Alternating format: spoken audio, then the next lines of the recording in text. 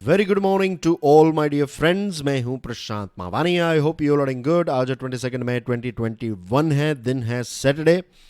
आज हमारे टेबल के ऊपर चार इंटरेस्टिंग टॉपिक्स हैं, न्यूज़ आइटम हैं, एमसीक्यू हैं। आगे बढ़ो उससे पहले डियर फ्रेंड्स, अगर आप यूपीएससी की प्रिपरेशन कर रहे हैं तो स्टडी IQ लेकर आया है कंप्लीट ऑनलाइन स्मार्ट कोर्स के interesting features, subjects, demo video, सारी चीज़ें आपको हमारे मोबाइल ऐप के ऊपर से मिल जाएगी। तो आज ही गूगल प्ले स्टोर में जाइए, स्टडी IQ के मोबाइल ऐप को सर्च कीजिए, डाउनलोड करें। सारी इन्फॉर्मेशन आपको हमारे मोबाइल ऐप के ऊपर से मिल जाएगी। आज के लेक्चर की PDF को डाउनलोड करना चाहते हैं, check out my Telegram channel. You can follow me on Facebook as well. तो let's quickly go through some important news items. Prime minister Narendra Modi साहब ने हमारे देश की जो मेडिकल टीम है उनकी प्रशंसा की है, उनको चीयर किया है, उनके एफर्ट्स की तारीफ की है कि कोविड-19 को कंट्रोल करने में मेडिकल टीम ने एक बहुत ही इम्पोर्टेंट, डेफिनेटली एक बहुत ही इम्पोर्टेंट, बहुत ही चैलेंजिंग एनवायरनमेंट में जितने भी हमारे देश के मेडिकल पर्सोनेल हैं उन्होंने बहुत ही इम्पोर्टेंट रोल प्ले किया है। दूसरी चीज़, ये जो ब्लैक फंगस है ये अब एक धीरे धीरे ख़तरा बनता जा रहा है। सेंट्रल गवर्नमेंट ने राज्य सरकारों से ये प्रश्न पूछा है कि ये ब्लैक फंगस को प्रिवेंट करने में, इसको कंट्रोल करने में आपने क्या क्या स्टेप्स उठाए हैं, आपकी प्रिपेयर्डनेस क्या है। तो इसका एक रिव्यू किया है। थर्ड आइटम यह है कि हेल्थ मिनिस्टर डॉक्टर हर्षवर्धन साहब ने ये कहा है कि इस साल के अंत तक 2021 से पहले हमारे देश की सभी एडल्ट पॉपुलेशन को, सारी एडल्ट पॉपुलेशन को वैक्सीनेट किया जाएगा। यूनाइटेड किंगडम ने एक बहुत ही इंटरेस्टिंग चीज़ की शुरुआत की है। UK launches a third booster dose trial of 7 corona vaccines. मैं थोड़ा इसके ऊपर बात करना चाहता हूँ। आई एम श्योर आने वाले दिनों में हमें इस विषय के ऊपर और आर्टिकल्स और एडिटोरियल्स पढ़ने को मिलेंगे। तो यूके जो है, यूके ने क्या किया है कि अब यूके जो है वो थर्ड डोज का ट्रायल करने वाला है कि अगर आपको फर्स्ट डोज मिल गया है, सेकंड डोज मिल गया है, तो क्या एक और डोज आपको दिया जा सकता है जिससे आपकी इम्यूनिटी या फिर ये कोविड से जो प्रोटेक्शन है वो और ज़्यादा हम बूस्ट कर सकें। तो यूके की गवर्नमेंट और वहाँ की एक बहुत ही फेमस यूनिवर्सिटी है, यूनिवर्सिटी ऑफ साउथहैम्पटन, तो ये मिलकर करने वाले हैं और कुछ 3-4 हज़ार लोगों के ऊपर ये ट्रायल किया जाएगा। अलग अलग एज ग्रुप के लोगों को इसमें शामिल किया जाएगा और ये पूरी दुनिया के लिए एक बहुत ही इंटरेस्टिंग स्टडी होगी कि अगर थर्ड डोज देने से आपको और ज़्यादा प्रोटेक्शन मिल सकता है तो डेफिनेटली ये एक ऐसा एरिया है जिसको हमें एक्सप्लोर करना चाहिए, देखना चाहिए। It's a research, right. तो आप पहले से ऐसा नहीं कह सकते कि आंसर यस होगा, नो होगा, बट रिसर्च जो है वो कंप्लीट होगी, उसके बाद ही हमें पता चलेगा। तो it's a good sign, it's a good thing. शायद ये पहला ऐसा देश है जो ऐसी चीज़ कर रहा है। कर्नाटका सरकार ने लॉकडाउन को 7 जून तक एक्सटेंड किया है। रिजर्व बैंक ऑफ इंडिया ने 99,122 करोड़ रुपीज़ ट्रांसफ़र किए सेंट्रल गवर्नमेंट को। ये सरप्लस है, सरप्लस यानी कि जो एक्स्ट्रा पैसे RBI के पास रहे, तो इतने पैसे रहे तो ये पैसे सरकार को ट्रांसफ़र करेगी reserve bank of India. In fact transfer कर दिया, अप्रूव किया है ट्रांसफ़र को, अभी ट्रांसफ़र करना बाकी है। फिर जो डियरनेस अलाउंस है तो इसको सरकार ने इंक्रीज़ किया है। गवर्नमेंट ने ये कहा है कि इस साल जो राबी मार्केटिंग सीज़न है इसमें 17% ज़्यादा गेहूं को ख़रीदा गया है। यूनियन मिनिस्टर नरेंद्र सिंह तोमर साहब ने एक NMMS ऐप और एरिया ऑफिसर मॉनिटरिंग ऐप को लॉन्च किया है। भारत नेवी की जो फर्स्ट डिस्ट्रॉयर थी INS राजपूत, तो इसको डीकमीशन किया गया है। नेपाल के प्रेसिडेंट विद्या देवी भंडारी ने पार्लियामेंट को डिसॉल्व किया है और वहाँ पर नए जनरल इलेक्शंस होंगे नवंबर में।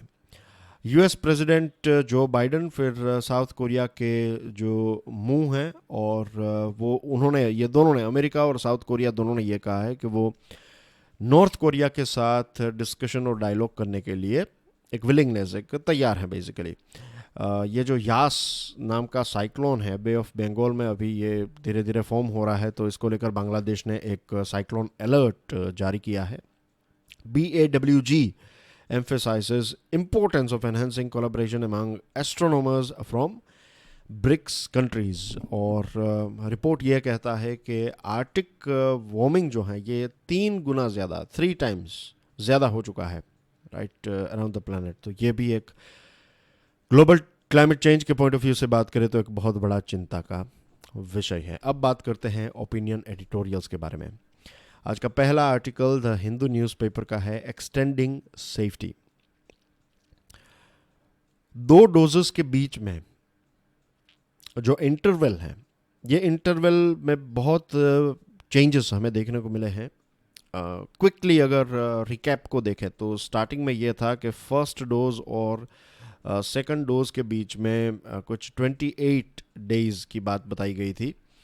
फिर इसको 45 डेज़, मुझे ये इसलिए पता है क्योंकि मेरे पेरेंट्स की ही बात करूं तो उनका जब फर्स्ट डोज हुआ तो उस टाइम पर हमें एक रिसिप्ट दी थी और कहा था कि एक डेट दी थी कि आपको इस डेट पर आना है और सेकंड डोज आपके पेरेंट्स का जो है you have to take it on this particular date.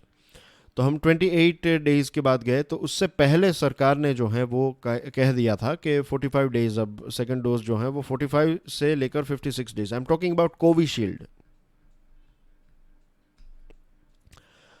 तो 45 से 56 डेज़ का ऐलान सरकार ने कर दिया था। तो मैंने हॉस्पिटल को कांटेक्ट करने की कोशिश की right, but you know they were not picking up my phone. तो फिर फाइनली मैंने ये सोचा कि मैं वहाँ पर चला जाता हूँ और फिर वहाँ पर मैं गया और कहा कि दिस इज़ सर्टिफिकेट, इस तारीख को हमने फर्स्ट डोज लिया था और आज 28th डे, आज 28th वो दिन है राइट। तो सेकंड डोज, तो उन्होंने कहा कि अब 45 डेज़ के बाद मीन्स ये जो भी फर्स्ट डोज की जो डेट थी उसके 45 डेज से 56 डेज़ के बीच में आपको आपके पेरेंट्स को यहाँ पर आना है फॉर द सेकंड डोज। ठीक है, तो ये चेंज हुआ।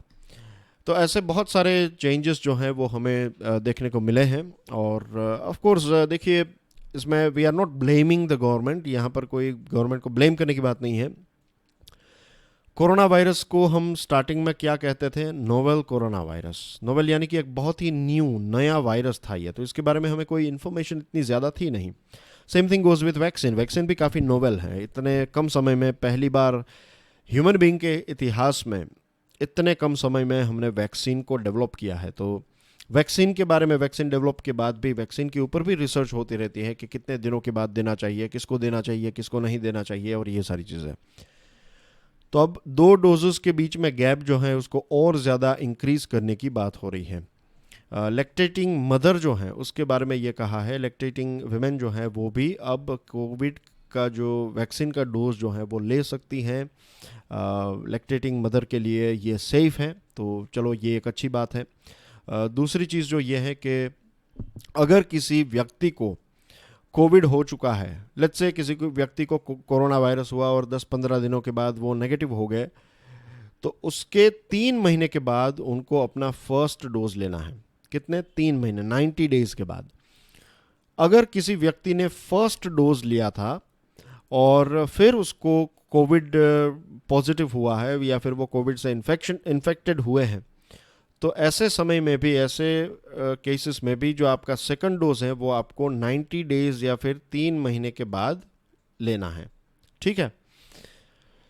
The recommendations follow from the earlier ones that advise increasing the interval from 12 to 16 weeks for Covishield, the more widely available vaccine. Covishield सबसे widely available vaccine है और इसका interval जो है वो 12 से 16 वीक्स कर दिया गया है, 12 हफ्तों से 16 हफ्तों के बीच में। इसमें 2 प्रिंसिपल्स हैं, 2 चीज़ें हुई। एक तो है वैक्सीन की शॉर्टेज, कि वैक्सीन की शॉर्टेज की वजह से अगर फर्स्ट और सेकंड डोज में गैप होता है तो फिर जो प्रोड्यूसर है या फिर किसी देश के लिए ये एक प्रकार से आपको सबसे इम्पोर्टेंट चीज़ आप खरीद सकते हैं, दैट इज़ टाइम, वक्त खरीद सकते हैं। तो इस चीज़ को ध्यान में रखते हुए ये जो मेडिकल रिकमेंडेशंस आ रहे हैं कि 2 डोजेस के बीच में गैप होना चाहिए, तो that's a good thing. It will help us, हमें एक मदद मिलेगी कि ये समय में हम ज़्यादा डोजेस पैदा कर सकें। अप्रैल से पहले की हमारी सिचुएशन, हमारे देश की जो सिचुएशन थी वो ये थी कि पहले हम सबसे वल्नरेबल लोगों को फर्स्ट जो वेव थी कोविड की, तो इसने ज़्यादातर एल्डरली लोगों को ही अफेक्ट किया था, जो सीनियर सिटीजन्स हैं उनको। तो स्टार्टिंग के टाइम पर गवर्नमेंट ने 60+ के लोगों को ही वैक्सीन देने की अनुमति दी थी। फिर नए केसेस सामने आने लगे, तो फिर 45 से ऊपर के लोग जिनको कोमॉर्बिडिटीज़ हैं, जिनको कोई बीमारी है, डायबिटीज़, शुगर एक्सेट्रा, डायबिटीज़ या फिर ब्लड प्रेशर और दूसरी बीमारी, फिर सरकार ने ये कहा कि 45+ के सभी लोग, राइट, आपको बीमारी हो ना हो, अगर आप 45+ है then you can come and get your vaccine. और फिर सेकंड वेव आई और फिर 1 मई से सरकार ने 18+ के लिए ये वैक्सीन की अनुमति दी, परमिशन दी।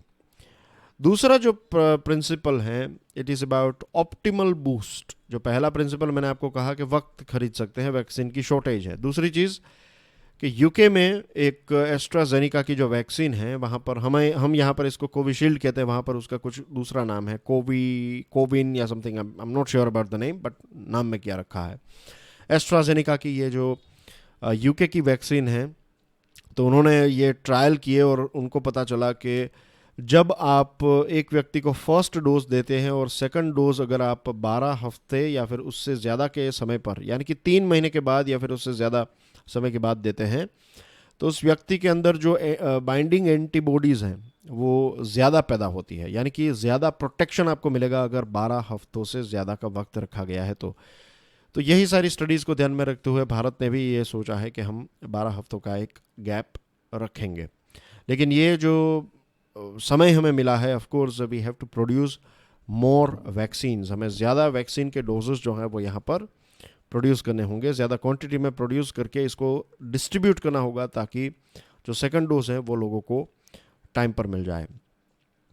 SARS-CoV-2 जो है वो अभी 20 महीने हुए हैं इसको, और इसकी भी काफ़ी अनसर्टेनिटी है। जैसे मैंने स्टार्टिंग में आपको बताया कि नोवेल कोरोना वायरस के नाम से हम जानते थे, और वैक्सीन भी काफ़ी नई ही है हमारे लिए। और कुछ ऐसे केसेस भी सामने आए हैं कि किसी व्यक्ति ने फर्स्ट डोज लिया था, उसको इन्फेक्शन हुआ, फर्स्ट डोज लिया था, उनकी मृत्यु हुई। किसी ने 2 डोजेस लिए थे, उनको इन्फेक्शन हुआ, और 2 डोजेस के बाद भी किसी ऐसे केसेस मिले हैं कि उनकी मृत्यु हुई है। तो देखिए, कोई भी vaccine, I give you one example, right, मैं ऐसा नहीं कह रहा हूँ कि वैक्सीन सेफ नहीं है, मैंने खुद वैक्सीन लगवाई है, मेरे पेरेंट्स ने 2 डोजेस कंप्लीट कर लिए हैं।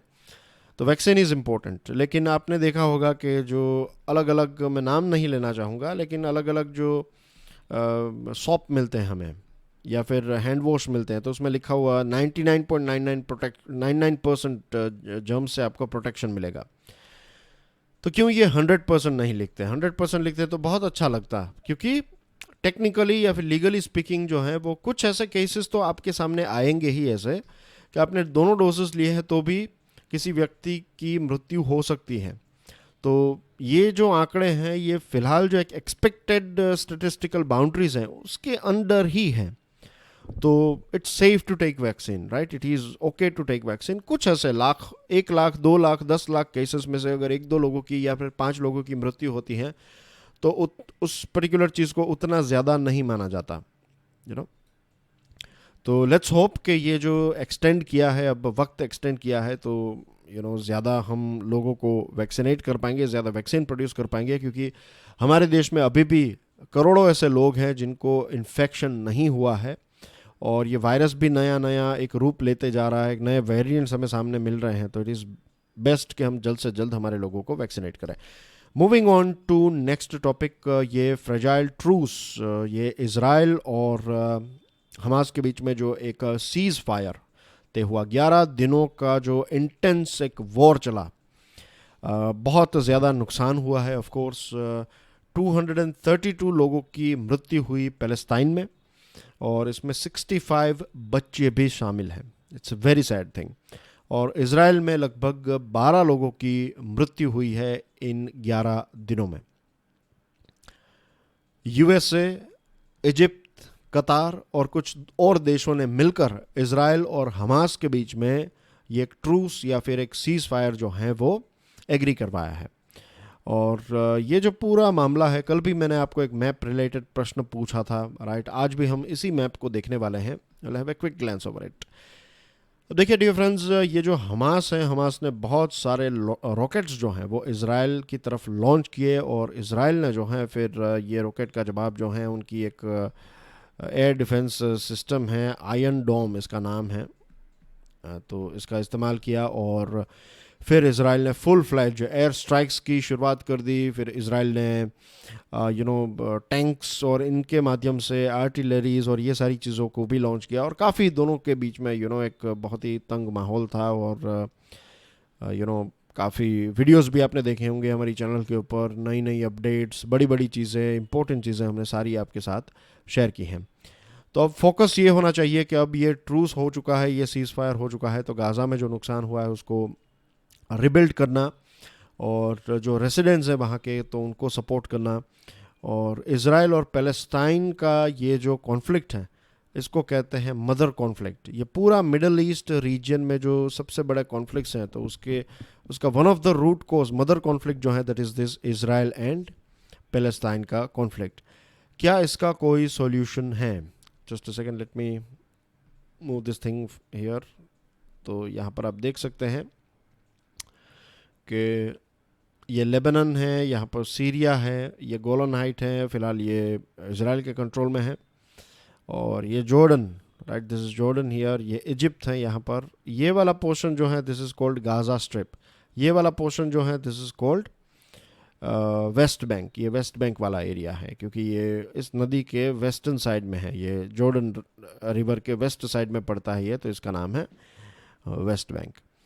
अब टू स्टेट सॉल्यूशन का मतलब फिर से मैं आपको कहता हूं कि एक जगह पर दोनों देश, इसराइल और पैलेस्टाइन, दोनों एक दूसरे के आजू बाजू में को एग्जिस्ट करें, पीसफुली एग्जिस्ट करें, that is two state solution का यही एक बहुत ही सिंपल लैंग्वेज में, बहुत ही सिंपल शब्दों में यही इसका मतलब है कि दोनों देश, पैलेस्टाइन और इसराइल, दोनों एक दूसरे के साथ सरवाइव करें, दोनों एक दूसरे के आजू बाजू में एग्जिस्ट करें, प्रॉब्लम्स ना हो, इश्यूज ना हो।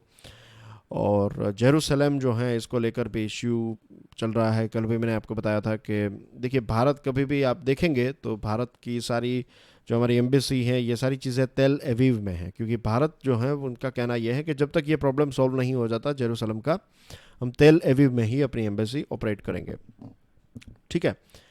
और इसराइल का कहना यह है कि जेरूसलम पूरा उनका है। पैलेस्टीनियंस का कहना यह है कि ये जो ईस्टर्न जेरूसलम है वो उनका कैपिटल है। तो इस चीज़ को लेकर जो है वो झगड़ा चलता रहता है। और भारत ने यही कहा था, भारत ने कल भी ये कहा था, मीन्स एक दो दिन पहले की बात है, जब भारत ने यूएन में ये कहा कि ये टू स्टेट सॉल्यूशन को और दोनों पार्टीज़ के बीच में, इसराइल और पैलेस्टाइन के बीच में जो डिस्कशन है उसको हमें फिर से स्टार्ट करना चाहिए। अब दूसरा एक प्रॉब्लम है कि इसराइल में प्राइम मिनिस्टर नेतन्याहू जो है वहाँ पर लगभग 4 इलेक्शंस हो गए हैं, और आज भी वो सिर्फ एक केयर टेकर प्राइम मिनिस्टर हैं। वहाँ पर पॉलिटिकल क्लैरिटी अभी भी नहीं है, तो that is a problem in Israel, political issue है। दूसरी चीज़ कि पैलेस्टाइन में हमास और फतह जो है वो कंट्रोल करता है वेस्ट बैंक को, और हमास जो है वो गाज़ा स्ट्रिप को कंट्रोल करता है। और ये फतह और हमास के बीच में भी इश्यू है। हमास चाहता है कि वो पूरी चीज़ें को कंट्रोल करे, फतह चाहता है कि वो पूरी चीज़ों को कंट्रोल करे। तो यहाँ पर भी इंटरनली उनके देश में भी ये इश्यू चल रहा है। दूसरी चीज़ कि यूनाइटेड स्टेट्स ने और यूरोपियन यूनियन ने हमास को एक टेररिस्ट ऑर्गेनाइजेशन कहा है। हमास और दूसरे अरबिक देश जो हैं वो कहते हैं कि ये कोई टेररिस्ट ऑर्गेनाइजेशन नहीं है, वो उस देश की इलेक्टेड या फिर उन देश के लोगों ने इसको सपोर्ट किया, और वो वहाँ की एक रूलिंग पार्टी है। और इसराइल की बात करें तो कुछ अरबिक देशों ने इसराइल के साथ अब्राहम एकॉर्ड किया और उनके साथ रिलेशनशिप डेवलप किए हैं। तो यहाँ पर भी एक चीज़ है, इज़न्ट इट, ये एक इश्यू है कि दो पार्टीज़ हैं, एक हमास है पार्टीज, यानी कि इस डिस्कशन को लेकर दो ग्रुप जो हैं, एक इसराइल और एक हमास। तो इसराइल को कुछ अरबिक देश जो हैं वो सपोर्ट करते हैं, उनको मानते हैं। यहाँ पर हमास को ईयू और यूएसए नहीं मानता है, इनको टेररिस्ट कहते हैं। तो फिर ये भी प्रॉब्लम, ये जो दूसरे इनके डायरेक्टली ये एक दूसरे के साथ बातचीत करें, और दूसरे जो स्टेक होल्डर्स हैं उनको भी अपना स्टैंड जो है वो क्लियर करना पड़ेगा। दूसरी एक चीज़ के जो मेरी अंडरस्टैंडिंग है, मेरी नॉलेज है, वो मैं अगर आपके साथ शेयर करूं तो डोनाल्ड ट्रंप के टाइम पर उन्होंने एक बहुत बड़ी गलती की। वो ये थी कि इज़राइल और पैलेस्टाइन के बीच में जो डिस्कशन है, तो इसमें हमेशा से यूएसए जो है वो एक मीडिएटर रहा है, यूएसए एक बीच की पार्टी रहा है कि दोनों के बीच में इश्यू सॉल्व करने में यूएसए ने एक लंबे टाइम से रोल प्ले किया है। लेकिन डोनाल्ड ट्रंप के टाइम पर उन्होंने क्या किया, उन्होंने ये बता दिया कि जेरूसलम जो है वो इज़राइल का कैपिटल है। एक ऐसा देश, मान लीजिए कि आप 3 दोस्त हैं, ए बी और सी।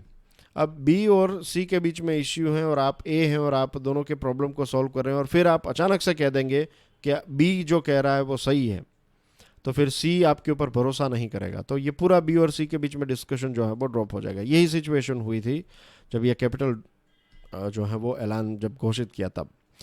Moving on to next item, flawed diplomacy. This one is about vaccine Maitri. अब वैक्सीन मैत्री जो है वो प्रोग्राम भले ही सक्सेसफुल नहीं हुआ, लेकिन उसके पीछे जो इरादा था डेफिनेटली वो एक बहुत ही अच्छा इरादा था कि कोविड वैक्सीन ये नॉट कोविड वैक्सीन, कोविड-19 जो डिजीज़ है ये वुहान में, जहाँ तक हमें पता है, मीडिया रिपोर्ट्स को पढ़ते हैं तो पता चलता है कि ये इसका जन्म जो है कहीं पर वुहान में हुआ था। पूरी दुनिया में कितने कम समय में ये पूरी दुनिया में ये फैल गया, माउंट एवरेस्ट तक भी ये पहुंच गया है, ये कोरोना वायरस। क्योंकि आज का ज़माना जो है वो वी हैव ट्रांसपोर्टेशन, राइट। आपके पास एयर, लैंड, सी, सर प्रकार के ट्रांसपोर्टेशन के व्हीकल्स हैं। आप एक देश से दूसरे देश कुछ ही आवर्स में जा सकते हैं।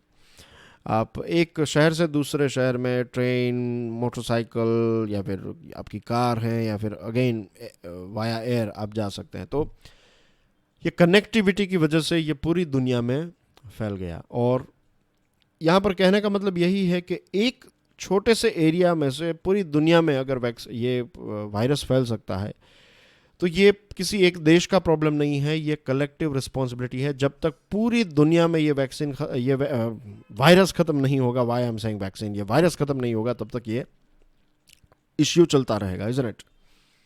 तो भारत ने यही सोचकर ये तय किया कि हम दुनिया के दूसरे देशों को भी मदद करेंगे। तो this was a very noble thinking, ये एक बहुत ही अच्छा विचार था भारत का। भारत ने ये सोचा कि हम दूसरे देशों की मदद करेंगे। अब एक चीज़ है कि देखिए, जब आप फ्लाइट में ट्रैवल करते हैं, जब आप एरोप्लेन में ट्रैवल करते हैं, तो आपको सेफ्टी इंस्ट्रक्शन में ये कहा जाता है कि अगर ऑक्सीजन लेवल ड्रॉप हो जाए तो ऊपर से मास्क गिरेंगे। तो पहले आपको अपना मास्क लगाना है, उसके बाद आप दूसरे लोगों की मदद करें। अगर आपका मास्क फिट हो गया तो बाजू में बैठा कोई व्यक्ति है, अगर वो डिफ़िकल्टी फेस कर रहा है तो उनकी मदद करें। This is a very simple thing. अगर आप कोई डूब रहा है और अगर आपको तैरना नहीं आता है तो फिर आप कूदेंगे तो you are going to be in the same difficulty, logically speaking. अगर आपको तैरना नहीं आता है तो best thing that you can do is you can ask someone. आप किसी को कह सकते हैं, फ़ोन कर सकते हैं, या फिर नज़दीक में कोई व्यक्ति है, या फिर अगर कोई रस्सी वस्सी कुछ है तो आप मदद कर सकते हैं। तो यहाँ पर it's not about being selfish, it's about being smart. Selfish की बात नहीं है कि आप किसी की मदद ना करें, दैट इज़ बैड। आप मदद करें लेकिन आप भी सेफ होने चाहिए, तब जाकर आप किसी की मदद कर सकते हैं। आप चैरिटी करना चाहते हैं, अगर आप खुद पैसे नहीं कमा रहे हैं और आप जो भी हैं आपके पास वो सारी चीज़ें आप किसी को दे देंगे, तो फिर आप क्या करेंगे? If you are earning good तो उसमें से एक पोर्शन आप चैरिटी करें, तो that is logical, that is sustainable. आप लंबे टाइम तक ये ज़्यादा लोगों की मदद कर पाएंगे। तो जब तक हम ठीक नहीं हैं तब तक हम दूसरों की कैसे मदद कर सकते हैं? यही प्रिंसिपल इस चीज़ के ऊपर अप्लाई होता है कि हमारे देश में लोगों को वैक्सीनेट नहीं किया था और हम दूसरे देशों की मदद करने चले थे, तो ये इसका एक प्रॉब्लम था। प्रैक्टिकल इम्प्लीमेंटेशन में प्रॉब्लम हुआ। विचार अच्छा था, मदद करनी है, लेकिन वो हो नहीं पाया। 2021 में डेवोस की मीटिंग को एड्रेस करते हुए प्राइम मिनिस्टर साहब ने यह बताया था कि इंडिया जो है वो कोविड में जान बचाने में one of the most successful देश रहा है, लेकिन कुछ महीनों के बाद, 2 महीने के बाद सेकंड वेव आया और ये सारी चीज़ें जो हमारा भ्रम है वो टूट गया पूरे देश का। हम भी घूमने लगे थे, यहाँ वहाँ जाने लगे थे, पार्टीज, शादी, खाना पीना, ये वो सारी चीज़ें।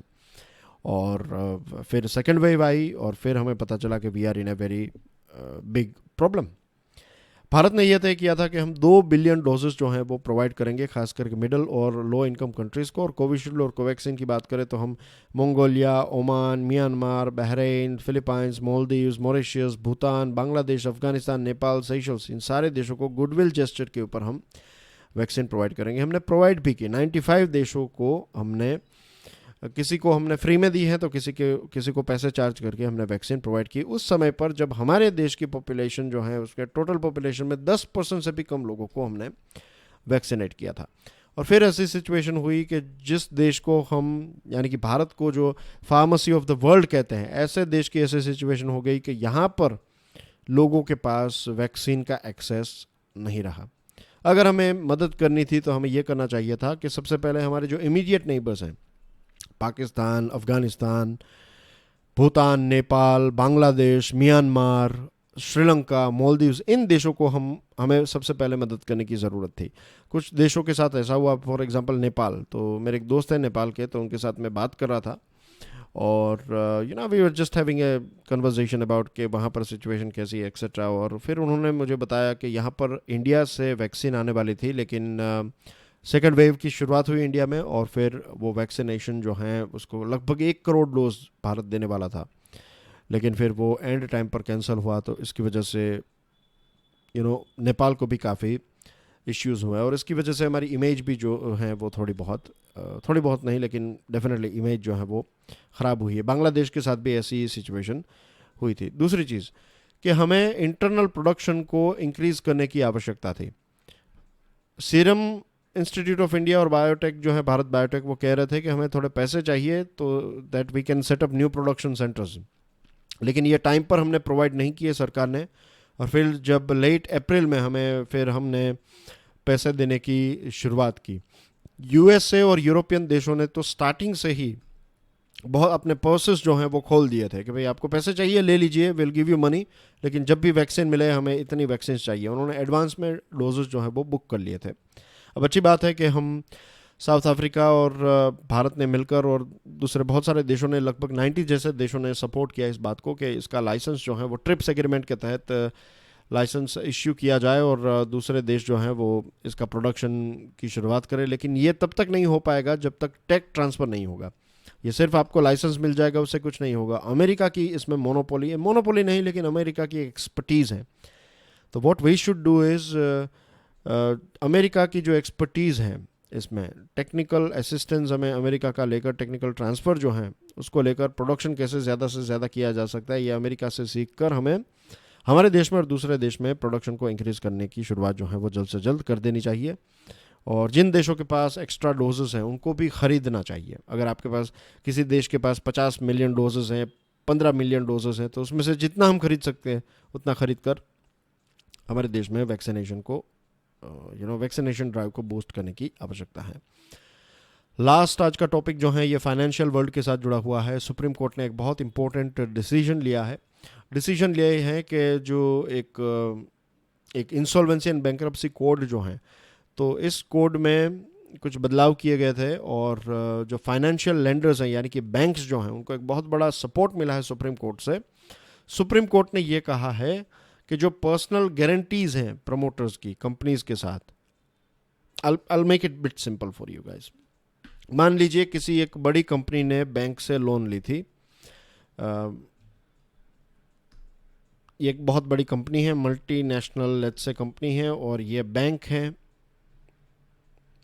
तो इस कंपनी ने बैंक से लोन ली थी और ये सारी कंपनीज जो हैं उनके बड़े बड़े जो प्रमोटर्स हैं, उनके ओनर्स जो हैं वो काफ़ी फेमस होते हैं, इज़न्ट इट, हमारे देश में, दुनिया भर में। तो ऐसे लोगों की भी एक इमेज होती है और वो पर्सनल गारंटी देते हैं कि भाई हमें इतनी लोन चाहिए, हमारी कंपनी को इतनी लोन चाहिए, हम पे कर देंगे, ये वो एक्सेट्रा।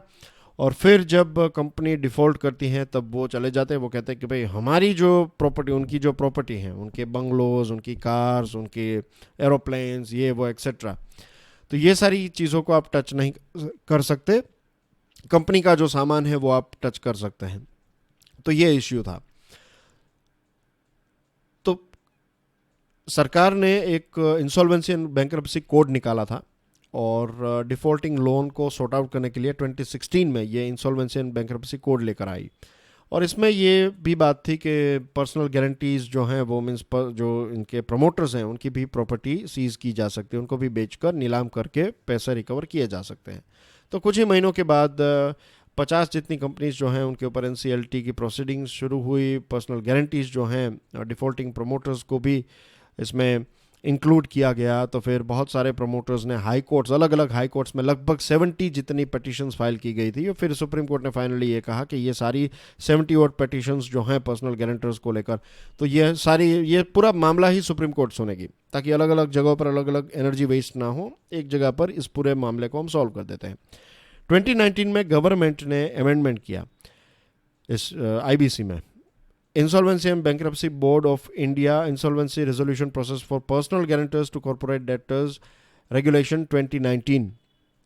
तो ये बदलाव किया गया कि जो लेंडर्स हैं, जो बैंक्स हैं, वो जो प्रमोटर्स हैं उनकी प्रॉपर्टीज़ को भी सीज करके, उनकी प्रॉपर्टीज़ को भी नीलाम करके फिर पैसे रिकवर कर सकते हैं। तो इस चीज़ के ऊपर सुप्रीम कोर्ट ने कहा है कि ये जो लॉ हैं ये लॉ बराबर हैं, ये कॉन्स्टिट्यूशनल हैं। आपकी कंपनी ने अगर लोन ली है और आप उसके पर्सनल गारंटर हैं तो फिर आप फिर पीछे नहीं हट सकते। आपकी कंपनी ने 50 करोड़ की लोन ली, अब आपकी कंपनी की वैल्यू है 10 करोड़ और आपके पास अगर 20 करोड़ की प्रॉपर्टी है, तो बैंक्स जो हैं वो 10 करोड़ की आपकी कंपनी और 20 करोड़ की आपकी जो प्रॉपर्टी है वो सारी चीज़ें ले सकती हैं। तो ये बात जो है वो सुप्रीम कोर्ट ने की है, ये सुप्रीम कोर्ट का एक डिसीजन है और इस डिसीजन की वजह से जो बैंक्स हैं उनको रिकवरी प्रोसेस में काफ़ी मदद मिलेगी, ज़्यादा से ज़्यादा पैसे वो रिकवर कर पाएंगे। दूसरी चीज़, जो प्रमोटर्स ऐसे ही भाग जाते थे या फिर अपनी रिस्पॉन्सिबिलिटी से ऐसे हाथ जो हैं वो हटा देते थे, तो ऐसा अब नहीं हो पाएगा। अब उनकी प्रॉपर्टी, पर्सनल लाइफ जो है, पर्सनल प्रॉपर्टी जो है वो भी सीज हो सकती है। तो ये एक अच्छी बात है क्योंकि नॉन परफॉर्मिंग एसेट्स जो हैं वो कम होंगे। बैड डेट जो हैं, यानी कि आपने 100 रुपये लिए थे किसी से, आपने 80 रुपीज़ वापस दिए, फिर वो 20 रुपये भूल जाने हैं, तो ऐसी सिचुएशन जो है वो नहीं होगी अब। तो this is going to be beneficial for the whole economy. कल जो मैंने प्रश्न पूछा था उसका आंसर आपकी स्क्रीन के ऊपर है डियर फ्रेंड्स। आज का नया प्रश्न भी यहाँ पर है, आज आपको PDF टाइम पर मिल जाएगी। कल मैं थोड़ा भूल गया था, थोड़ा बिजी था, तो सॉरी अबाउट दैट, लेकिन मैंने फिर शेयर कर दी थी। और कल है संडे, तो कल ये लेक्चर नहीं आएगा ना। I will see you directly on Monday. Till then enjoy your studies, God bless you all. जय हिंद।